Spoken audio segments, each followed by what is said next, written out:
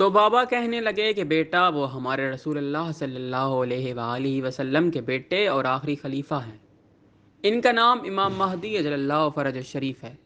وہ اس دنیا کو ایسے عدل سے بھر دیں گے جیسے یہ ظلم سے بھری ہوگی، مگر اس سے پہلے بہت ظلم کا دور چل رہا ہوگا۔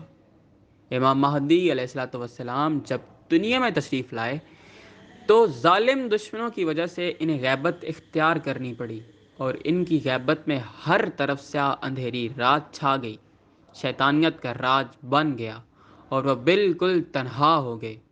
کوئی ساتھ دینے والا، نصرت کرنے والا نہیں ہے۔ ان کو انسانیت کے ساتھ ساتھ اپنے پاک گھر کے دکھ بھی ہیں، اور میں ان کے دکھوں کو یاد کر کے رو رہا ہوں۔ مجھے افسوس ہے کہ میں ان کی نصرت نہیں کر پایا، نہ اپنی اولاد کو سمجھا پایا۔ تیرا دادا، تیرا باپ اور سارے رشتہ دار دنیا پرست ہو گئے ہیں۔ میں اپنی زندگی میں اپنے مرشد سرکار دامد اللہ تعالیٰ سے ملا تھا، جنہوں نے مجھ پر کرم کیا اور نصرت امام زمانہ اجل اللہ فرج شریف کا درس دیا۔ یہ الماری میں ان کی کتابیں ہیں۔ پھر وہ اس دنیا سے پردہ کر گئے۔ میں نے تیرے دادا باپ سب کو سمجھایا، مگر وہ اس سب کا مذاق اڑاتے ہیں کہ آپ اس دور میں کیسی دقیانوسی باتیں کر کے ہم سب کے دماغ خراب کرنے کی کوشش کر رہے ہیں۔ میں خاموش ہو گیا اور معاملہ اللہ پر چھوڑ دیا، اور اس کمرے میں بند ہو کر دعا کو اپنا ہتھیار بنا لیا۔ اب یہ کتابیں اور دعا، زیادہ نماز ہی میری دنیا ہے۔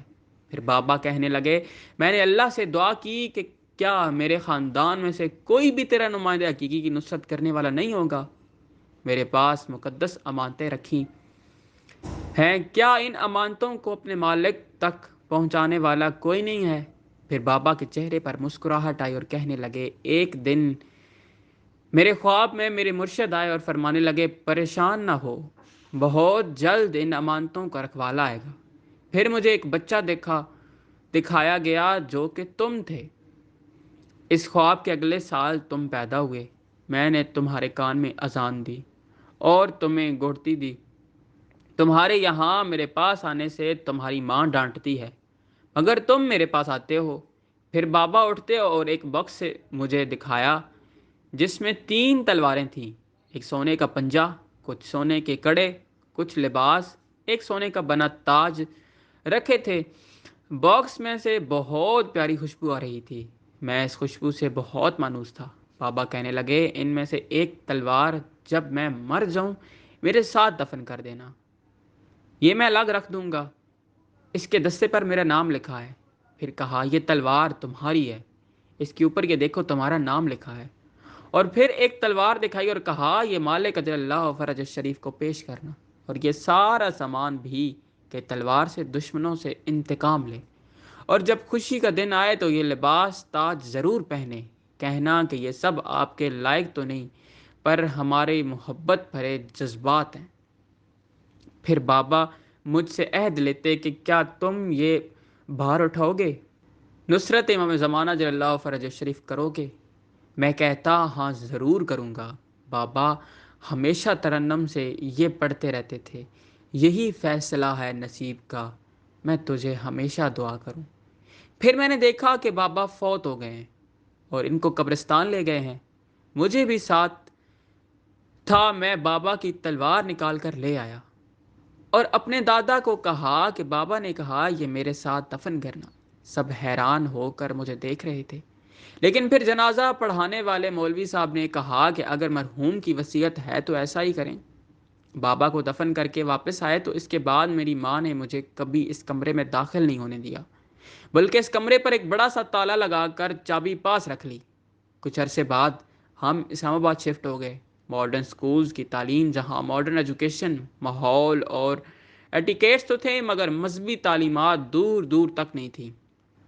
میرے بابا میرے پردادا تھے جو اچھے خاصے زمیندار تھے، لیکن ہم گاؤں کی بجائے شہر میں رہتے تھے، اور شہر میں ہماری ایک بہت بڑی حویلی تھی۔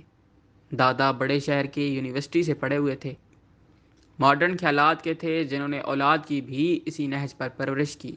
زمینداری چھوڑ کر بزنس شروع کیا اور بہت جلد مشہور بزنس مین بن گئے۔ وہ جدید دنیا کے تمام تقاضوں کو اچھی طرح سمجھتے تھے۔ ان کے دونوں بیٹوں نے بھی ان کا ساتھ دیا اور ہمارا خاندان ملک کا بزنس آئیکن بن گیا۔ مجھے بابا اور وہ بابا سے کیے بچپن کے وعدے ماڈرن سوسائٹی نے سب بھلا دیے، مگر وہ خوشبو اور دماغ میں گونجنے والی آواز حل منا سرین سرنا، حل منا سرین سرنا مجھے یاد تھی، جو مجھے تمام برائیوں سے بچا لیتی تھی۔ سب سمجھتے تھے کہ مجھے پاگل پن کے دورے پڑتے ہیں، مگر نہیں، میں انہیں بھول چکا تھا، مگر وہ مجھے نہیں بھولے تھے۔ میرے جاگنے پر ڈاکٹر تھامس مجھے دیکھ کر مسکرا رہا تھا اور کہنے لگا، مسٹر شہریار، آپ خوش نصیب ہیں، آپ کو کوئی بیماری نہیں ہے، بس آپ کو اسپرچل آواز سنائی دیتی ہے جو یقیناً آپ کو برائیوں سے بچاتی ہے اور اپنے اصل کی طرف بلاتی ہے جسے آپ بھول چکے ہیں۔ میں نے کہا، یقیناً ڈاکٹر، ایسا ہی ہے، آپ کا بہت شکریہ کہ آپ نے مجھے میرا ماضی دکھا دیا۔ پھر میں وہاں سے نکل آیا اور اگلے دن ہی فلائٹ لے کر پاکستان پہنچ گیا اور بجائے گھر جانے کے آبائی شہر کی حویلی میں پہنچ گیا۔ حویلی کے ملازم مجھے دیکھ کر پریشان ہو گئے۔ میں فوراً بابا کے کمرے میں پہنچ گیا جہاں تالا لگا ہوا تھا۔ میں نے پرانے ملازم خیر الدین کو کہا کہ تالا کھولے۔ اس نے کہا کہ اس کی چابی مالکن کے پاس ہے۔ میں نے کہا تالا توڑ دو۔ وہ ایک لمحے کے لیے ہچکچایا، مگر میرے سخت رویے کو دیکھ کر ایک اور ملازم کو ساتھ لے کر آیا اور تالے کو توڑ دیا۔ میں دروازہ کھول کر اندر داخل ہوا۔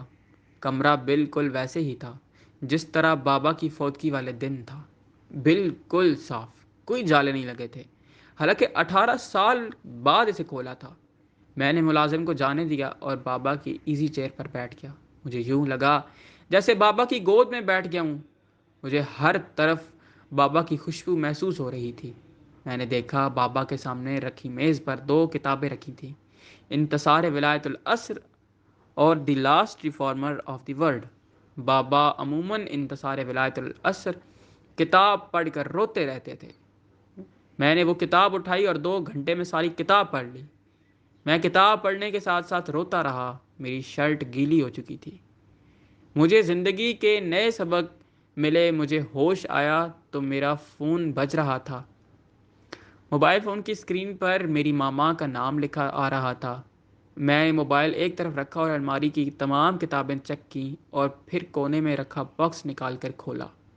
اس میں 2 تلواریں رکھی تھیں اور وہی محصور کن خوشبو آ رہی تھی جس نے مجھے ساری زندگی پاگل کیے رکھا۔ میں نے تلواریں اور تمام سامان نکال کر چوما۔ ساری زندگی میرے دماغ میں جو کلام گونجتا تھا میری زبان سے جاری ہو گیا، یہی فیصلہ ہے نصیب کا، میں تجھے ہمیشہ دعا کروں، میرا فرض ہے تیری بندگی، اسے تاب عمر ادا کروں۔ عباس ہمدانی 59۔ بہت شکریہ، اللہ حافظ۔